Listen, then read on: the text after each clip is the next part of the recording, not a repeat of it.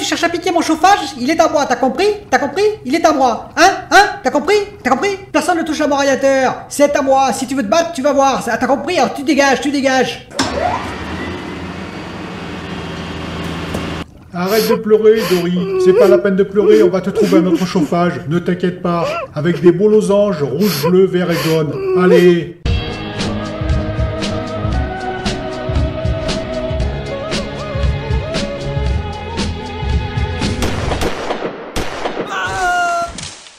Bonjour les amis, j'espère que vous allez bien. Quelques sujets dans cette vidéo avant d'aborder évidemment le gros sujet avec MS, avec Microsoft et son pari est-il réussi?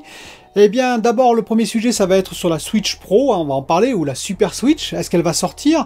Je vais également parler de PS5, également de PS5 et Xbox Series X, mais en premier lieu je voulais revenir sur The Medium.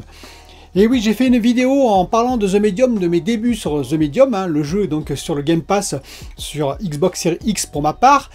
Et j'ai dit à un moment donné que pour moi ce jeu n'était pas vraiment next-gen. Et pas mal d'abonnés m'ont repris et ils ont eu raison. Et oui, ils ont eu raison car effectivement ce serait un peu un petit raccourci que de dire qu'il n'est pas next-gen. Et effectivement, graphiquement parlant, je parlais bien entendu, voilà, c'est pas tout à fait, on va dire, le futur next-gen qu'on peut attendre dans quelques années qui va sortir sur Xbox Series X ou même sur PS5. Mais il est next-gen au moins par un aspect minimum, c'est le fameux split, c'est surtout le fameux chargement transparent, c'est-à-dire les changements de scène transparentes, car il y a derrière le SSD. Et oui, le SSD qui rend quasiment impossible ce jeu sur anciennes consoles, sur les consoles qui ont des disques durs classiques. Et là, on comprend tout de suite l'intérêt du SSD, l'intérêt de la Xbox Series S ou de la Xbox Series X en l'occurrence. Donc oui, il est next-gen, au moins sur cette partie, sur la partie aussi split écran, très rapide, bref, sur la rapidité, on va dire, des chargements qui sont transparents tout le temps. Donc ça, c'est important de le dire et je tenais à revenir sur cette information. Concernant la PS5 et la Xbox Series X, une très courte nouvelle. Eh bien AMD qui avait dit, rappelez-vous, j'en ai parlé également, qu'il n'y aurait pas de stock avant cet été, a confirmé une fois de plus en disant qu'ils espéraient, alors ils ont un peu inversé la phrase, mais ça veut exactement dire la même chose, ils espéraient effectivement avoir du stock pour cet été, c'est-à-dire le premier semestre, eh ben c'est terminé, mais grosso modo, le deuxième semestre, ils auront probablement du stock qui va arriver, du moins ils l'espèrent. C'est surtout ça qu'il faut entendre. Donc moi je l'espère aussi pour vous, pour tous ceux qui n'ont pas encore la Xbox Series X ou la PS5. Mais voilà, on peut attendre normalement juillet, à partir de juillet-août, ça va normalement se libérer selon AMD. Et une autre news, il faut savoir que la PS5, non seulement elle n'a actuellement pas le VRR, le Variable Refresh Rate, et le ALLM, donc l'Auto Low Latency Mode, mais également qu'elle devrait recevoir dans un futur firmware, je le précise, mais elle n'avait pas non plus le HDR 4K 120 Hz. C'est-à-dire que grosso modo, elle pouvait faire du 4K 120 Hz sur certains jeux, bien entendu, si c'est programmé pour, mais pas avec le HDR, ou alors elle devait faire du HDR 60 fps ou 60 Hz si vous préférez 4K. Eh bien apparemment il y a un futur firmware qui va arriver, qui va régler ce problème. Attention, ce n'est pas une info officielle de Sony, donc c'est à prendre encore avec des pincettes, bien entendu. Car on attend toujours, je vous le rappelle aussi, le firmware du XH90, VRR et ALLM. Alors oui, effectivement, PP Ward en a parlé, il a dit que normalement ça allait arriver, puisqu'il a contacté Sony et que Sony lui a confirmé.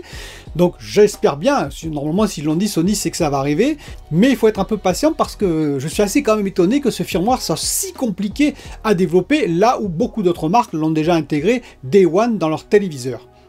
Et maintenant nous allons passer sur Microsoft et leur cloud d'un nouveau genre. Est-ce qu'ils ont réussi finalement leur pari? Eh bien je serais tenté de dire oui. J'en avais parlé en particulier pour le cloud pour que ce soit moins énergivore, rappelez-vous, pour les solutions dans le futur, pour tout ce qui est écologie.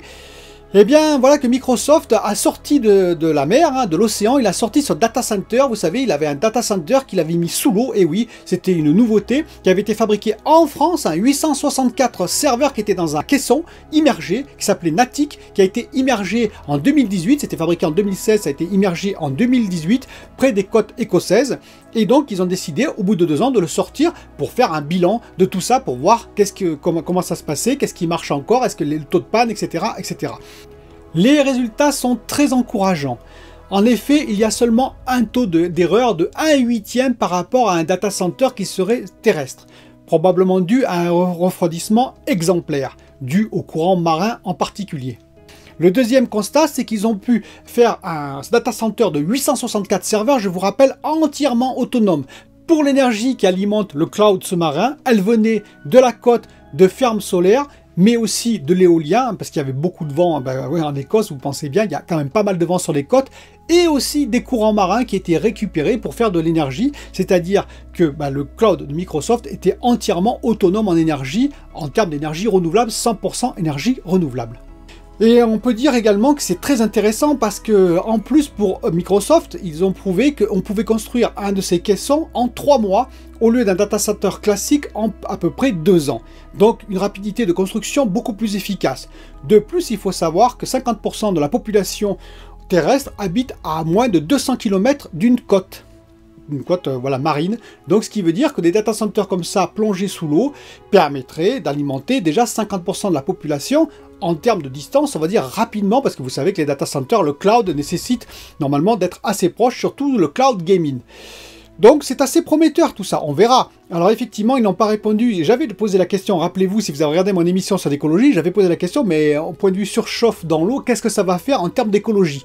Donc ça, ils se sont pas trop, on va dire, attardés sur la question. Ce sera une question qu'il faudra résoudre. Toutefois, il faut savoir que Microsoft ont des grandes prétentions écologiques. En effet, Microsoft a annoncé que pour 2030, il serait en émissions carbone négatives, c'est-à-dire qu'il en produirait moins que ce qu'il consommerait d'énergie. Et pour 2050, ils se sont engagés à ce que toute leur production, tout ce qu'ils vont faire, eh bien, ça rattrape l'ensemble des émissions carbone qu'ils ont fait depuis la naissance de Microsoft. Grosso modo, que ça efface l'ardoise. Bien entendu, nous regarderons s'ils tiennent leurs objectifs, mais au moins, il y a des objectifs ambitieux, et donc c'est assez intéressant.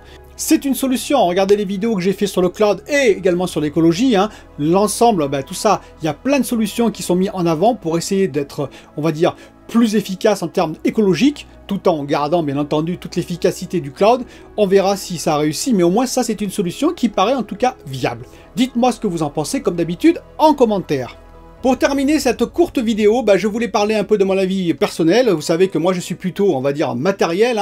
Je suis console, je suis PC gamer. C'est dû à mon expérience avec 40 années où j'ai vécu avec des consoles, avec des PC divers et variés, PC gamer. Et donc le cloud gaming, qu'est-ce que ça vaut? Finalement, je me répète, mais quand Cyberpunk 2077 est arrivé, oui, moi j'avais pas de PC gamer. On a vu le résultat sur la PS4, sur la Xbox One et même sur la PS5, on peut pas dire. Et sur Xbox Series X, c'était pas mal entre guillemets. Mais voilà, au début, on s'inquiétait un petit peu, on savait pas trop. Donc du coup, moi j'ai joué sur GeForce Now. J'ai acheté, je vous rappelle, une Shield Pro TV. Vous pouvez regarder mes émissions là-dessus, entre guillemets. Et l'expérience a été très très bonne. Ça, c'est le premier point qui est important. Le cloud gaming, oui, il va arriver partout et dans les 10 ans, comme je l'ai dit, probablement ce sera l'acteur numéro 1 du jeu. Et oui, le numéro 1, je pense, c'est personnel, mais je pense. Dites-moi ce que vous en pensez, vous, en commentaire. Et en tout cas, le cloud, lui, est déjà probablement numéro 1 en termes de finances. Ce que ça rapporte à Amazon, c'est juste énorme. Amazon, numéro 1 du cloud, je le précise. Microsoft est juste derrière et Google aussi. Donc les grands, bien sûr, se lancent à fond dans le cloud et Natic n'est qu'un de ces nombreux projets. Natic, par contre, est un projet assez intéressant. Je vous précise quand même que ce n'est pas que du xCloud, du cloud gaming, c'est du cloud en général. C'est ça qui est très très important parce que le cloud va arriver dans de nombreux secteurs de nos vies dans le futur. Il ne va pas arriver que pour, bien entendu, le jeu. Voilà, dites-moi ce que vous en pensez en commentaire, je me répète, et j'attends avec impatience vos avis, et je vous dis à bientôt pour une autre vidéo.